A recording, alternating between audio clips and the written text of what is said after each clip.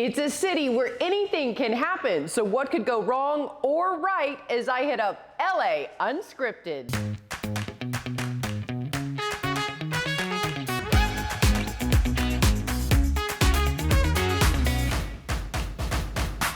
Local finds and must-dos. Hi everyone, I'm Dana Devin, and this is what LA Unscripted is all about.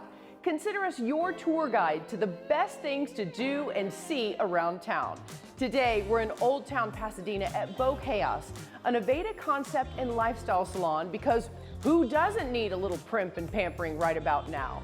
And because all of you are our VIPs, when you book at Bokaos and tell them we sent you, all Unscripters will get 20% off the service of their choice. Sweet! See why you need to hang with us every night? Oh, and here's something else fab to try.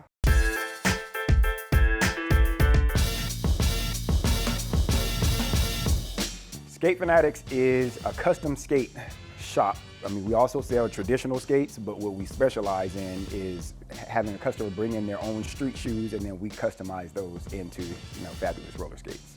To be honest with you, putting shoes on roller skates isn't something new.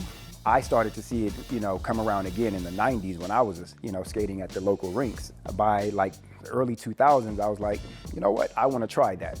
A lot of the people that I worked with, they saw what I did and they wanted me to make some for them. So one customer led to 2, 3, 4, 5, and now we are, 16 years in the game. We can do anywhere from like 50 to 100 pair of custom skates in a week. Last year, our numbers just went through the roof. A lot of the indoor skaters came to start converting their skates to outdoors. And then with all the videos on Instagram and TikTok and Facebook, just social media, just, put a spotlight on roller skating outdoors. And that brought a lot of new people into the skate community. So besides just a skate enthusiast, you also get celebrities as well. Pretty much any celebrity from any genre, we've done. What's the most outlandish shoe that you've gotten? We've done high heels, we've done stilettos. So, we get all kind of crazy requests. Most things we can do, but some things are a bad idea. Well, I brought you a pair of my own personal sneakers that I'd like to turn into a pair of skates. Okay. Mm-hmm. I love these. These are like one of my favorite pair of Chuck Taylors. Where are you going to be using them? Indoor or outdoor? I'm more of an indoor skating girl. So just to give you a little backstory, I used to skate at World on Wheels all the time when I was a kid. Well, we can make that happen. So I'm pretty sure you're not going to want any wheels that are going to have you slipping and sliding and going all crazy. No. So we'll keep you on a set of urethane wheels, and then we'll put you on a plate with a toe stop, because I'm sure you'll want that. I am going to let you guys pick some stuff just to make them cool and then surprise me.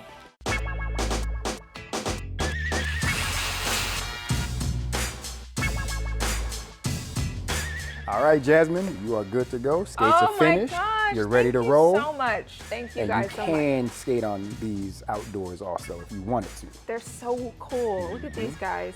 The blue laces, I love the red wheels. We sell the wheels, but not the skills. You got to get those on your own. I think I got some skills. We're going to see. We want to see that footage. I think I got some skills.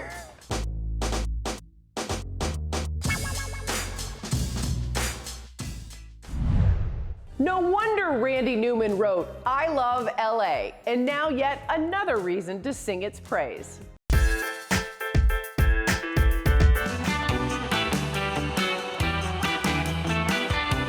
Aviator Nation is sweats, bathing suits, t-shirts. Now we do surfboards, we do lots of hats. I'm definitely developing a lot of new products too. I'm Paige Mykoski, I'm the founder of Aviator Nation. So when I was thinking about what Aviator Nation was gonna be, it was rad clothes for rad people. This is the most magnificent thing I've ever seen. I grew up with tigers in my bedroom, and I have always been obsessed with wild tigers. Right. And so I drew this up, and it was inspired kind of by this 70s / jungle vibe. Right. So when I moved to California, that was when I really started the company, and I became super inspired by everything around me. My lifestyle at that time was just surfing in the morning, and then you're cold, so you want to throw on sweats. And then you roll into coffee and you roll into the cafe, and and you're still wearing the sweats because you just surfed. I never really liked what I was looking at, and so I had these ideas of clothes that I wanted to make for myself. And so finally, I just bought a sewing machine and I started making clothes for myself, and everyone would come up to me literally and be like, hey, what is that shirt you're wearing? What is that hoodie you're wearing? The reality is when people wear the clothes, it brings them together. My very first collection had the lightning bolt, and for me, the lightning bolt was always the symbol of energy. I've always felt like positive energy just is, you know, everything. Being out in the water and being in the mountains, California hiking and stuff like that, you're always seeing these beautiful sunsets.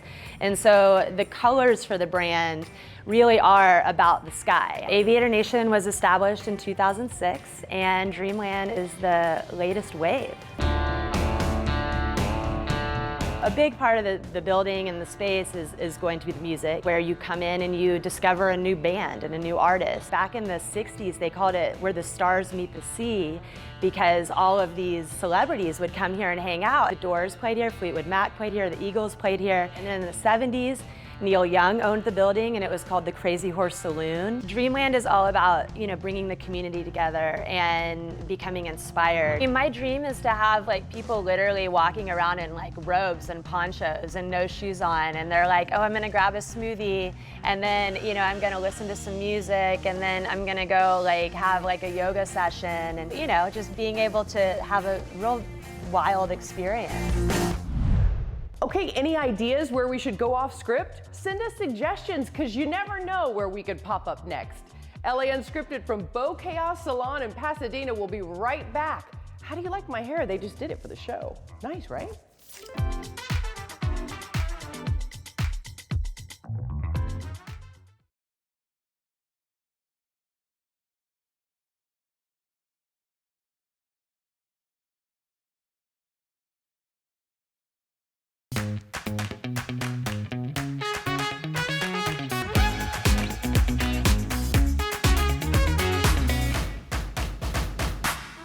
You know that feeling you get when you know it's gonna be a good hair day? That's us. Welcome back to LA Unscripted. I'm Dana Devin, and our LAU team works hard around the clock to check out all of the local hotspots and find hidden gems. Tough job. Here in Pasadena, Bokaos Salon has been helping SoCal be beautiful for years, plus is part of KTLA's Glam Squad for our red carpet shows. And now another unscripted favorite. Cinespia is a film series held all over Los Angeles in historic places. Our most famous venue is the Hollywood Forever Cemetery, which sounds weird to a lot of people, but it's actually a very beautiful location filled with old architecture. Tons of stars from the golden age of Hollywood have their final resting place there. You guys have been around 20 years. That is insane for any business. Congratulations. What is the secret? The secret really is all the attention to our customers' experience that we put into each and every show. We really work very hard to make sure they have a magical night choosing the films and programming and all the things that go along with that at Cinespia. Our photo booths, special appearances from stars, and all the fun things that we do, dance parties, DJs. Now you guys not only have the cemetery, but I'm told you guys have a new venue. During the pandemic, we started doing drive-in screenings. We held them in Griffith Park, and that turned into a picnic screening series in Griffith Park. And that has turned into a new series at LA Historic State Park in downtown, which, if you haven't been yet, is a beautiful, beautiful restored park. It's been there for many years, but now has all this beautiful landscaping and an incredible view of the skyline of downtown LA. extended our season this year because we got a late start from the pandemic. So we decided that in October, Halloween season, we'll be doing a bunch of screenings at the cemetery, which will be very fun. Coming up on Labor Day weekend, we're showing Boogie Nights on Saturday, and then the holiday Sunday, we'll be showing The Breakfast Club. This year, we were showing Dirty Dancing, and suddenly everyone was just dancing at the end. I mean, everyone there, all 4,000 people were on their feet dancing. And those special moments where it kind of breaks through anything of feeling like someone's a stranger, you're feeling self-conscious, all that stuff drops away, and everyone's just celebrating together.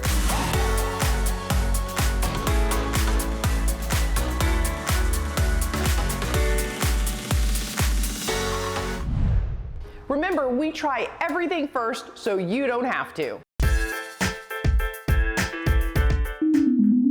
I'm Ashley Black, and I am the inventor of the Fascia Blaster tool. So go until you can feel some looseness. I had no idea that not only does my body have fascia, but every single living person has fascia. When I explain it to someone new, I just tell them to picture an orange, because you can see the white stuff surrounding the pieces of the orange, but it also penetrates the orange. And that's exactly the way it does in our body. It surrounds our brains, our organs, but it also goes through them. The root cause of cellulite is what they call tethered cords beneath the skin. Some people call it the connective tissue. So it's not a secret. It's not fat. It's the fascia pulling down. It literally is just a brushing back and forth. And I have to tell your audience that what it looks like is not at all what it feels like, because what happens is that the tissue starts to open more and more and more, and these claws actually go down inside those muscle fibers. I know my tools look extremely simple because all you do is rub them on your skin like this with bare skin and oil, but it serves like a hairbrush for all of those internal collagen fibers. And what we know from our research is not only does it comb out the knots, but it sets off some sort of the genesis for some sort of process where the tissue begins to regenerate itself. How quick will people see results when they are detangling the fascia? 100% of the participants saw a dramatic reduction in their cellulite, and that was a 90-day study. You've worked hand in hand with celebrities. My client roster was Leonardo DiCaprio, Gwyneth Paltrow. Everybody wants their fascia to be smooth. So you're talking about having better blood flow, better nerve activity, smoother skin. Everyone should know about, and everyone should try it. And we're not done yet.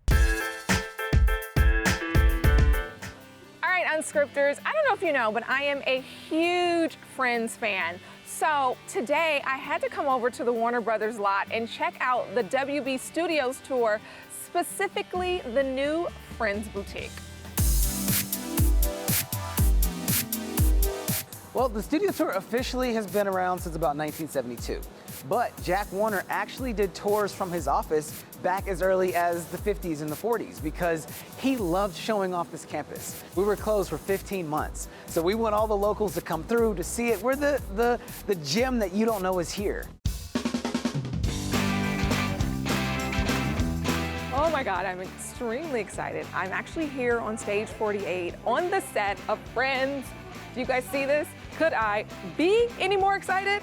This is the real set from the show. If you saw the Friends reunion on HBO Max, they were sitting on this couch. This entire set was taken back to stage 24, which is where they shot 9 out of 10 seasons of their shows. Actual background extras, cast were sitting on these couches, guys. Absolutely. Joey, Chandler, Ross, Phoebe, Rachel, Monica. What were you thinking? Smelly cat, smelly, smelly, smelly cat. Guys, I hate that I have to go, but there's so much more to see, so let's go. We created a Friends Boutique in that similar area where you can actually have lunch in Joey and Chandler's apartment. You can have lunch in Monica's apartment. You can sit and play foosball if you want with your family and friends. Yeah, so that's the real found from the opening credits of the show. Oh my God. Nice photo op set up with the couch. Friends shot all over our lot, so just on the other side of the fountain is where Ross played rugby and turns into Red Ross. We're right in the middle of Central Park right here where Rachel and Phoebe went running. You know, you got Phoebe kind of running like a And maniac. she runs into the horse. So much stuff for Friends fans just in this one small little location. Oh my gosh, guys, you have to come and experience this. And we're not done yet.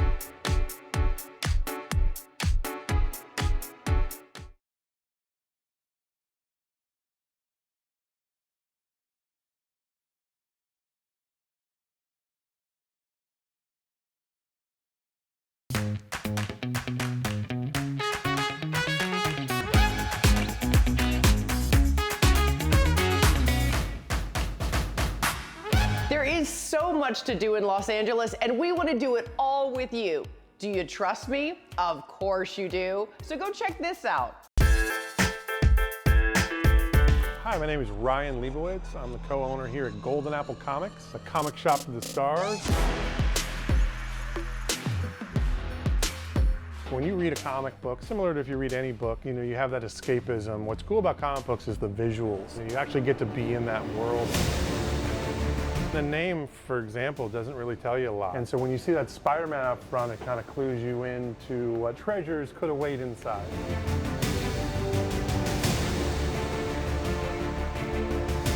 My father started this shop back in 1979. You know, we're on our 41st year. We've seen the customer base expand hugely, I would say a lot in part to the movies and television that are based on comic books. The Spider-Man outside is designed by Stan Lee, and then Tom Holland and Zendaya. One day the Avengers walked in. You might have seen that on James Corden. Golden Apple was dubbed the comic shop to the stars. Michael Jackson was a frequent customer. We have a box we keep for Samuel L. Jackson that I hand curate for him. He's a huge fan of comic books and graphic novels. Sam loves anything with the word samurai or having to do with samurais. So the word comics or comic book really does encompass everything from old comic strips that you'd read in the newspapers to full-blown printed single issues or even graphic novels, anything that has sequential art where they tell the story using panel-to-panel artwork. Comics aren't what they used to be, and now they're highly collectible. Comic books these days can be worth over $1 million. We have tons of signatures, Patton Oswalt, James Gunn, so many different amazing people. Mark Hamill, who was Luke Skywalker, obviously, in the original movie. Signed it right there. He said, "Force yourself." A lot of our customers kind of think this is like Cheers, like their local bar. When the Black Lives Matter movement happened and we had to put boards up, we're big supporters of the movement and equality, and we got some local artists to come down and actually paint black superheroes.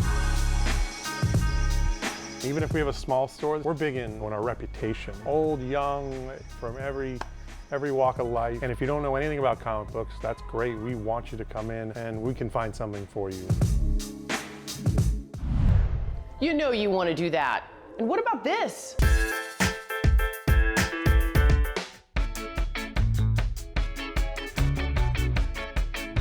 As soon as I started brewing about 10 years ago, I think I was on batch 2 when I decided this is what I want to spend the rest of my life doing. So it's been working toward that for the past 5 years.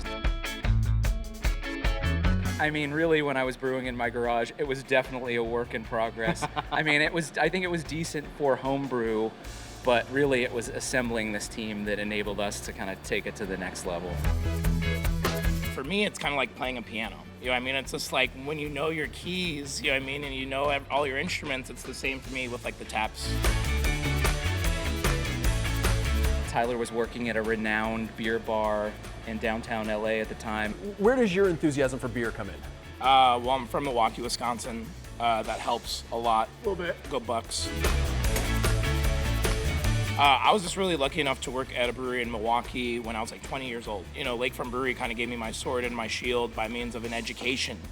You give it a little slide. From there, I was like, wow, I want to do this somewhere where it's not -20. This beer just came out yesterday. When he mentioned, like I said, 5 years ago, you know, oh yeah, I want you to manage my brewery someday. I was like, yeah, man, let me know. And then This is where all the fermenters are. This is where the beer actually ferments. Where do you come in? Well, I make the beer. I'll hand this off to you. Okay. And we just literally dump it in there. Like the whole thing? The whole thing. Ben found me languishing at a brewery in Westlake Village. Here, there's like basically a corkscrew in there that kind of pushes all that malt. It's kind of a career change for me. Originally, I was a scientist. I ran a lab for a better part of a decade. This is the what we call the brew deck. I was a home brewer the entire time, so simply it was kind of a hobby that kind of grew into an obsession. Kind of all the malt that we crush over there, it gets collected into this grain hopper, essentially. It was time to make a change and decided to resign from my position and go to brewing school. Ended up going to Siebel, which is it's a brewing school in Chicago, but part of that is an international program where you actually end your brewing education in Munich, Germany. So for what we're drinking, I mean, how much trial and error is involved in this?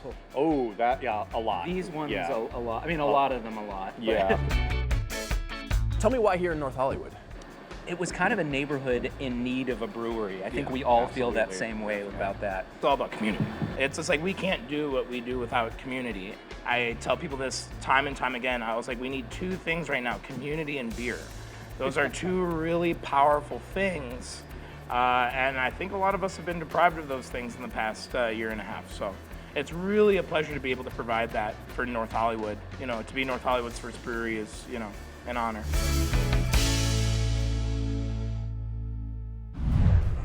Okay, well, that's it for today. Bokaos Salon, thank you so much for letting us go off script. And remember, book now for 20% off. We are getting so many calls. I'm actually working the phone. Bokaos, could you please hold? Oh my God, what will we have for you tomorrow? You gotta come back and see. Bokaos, could you please hold? Oh no, I just think I erased all their appointments. All right, come back tomorrow. Love you.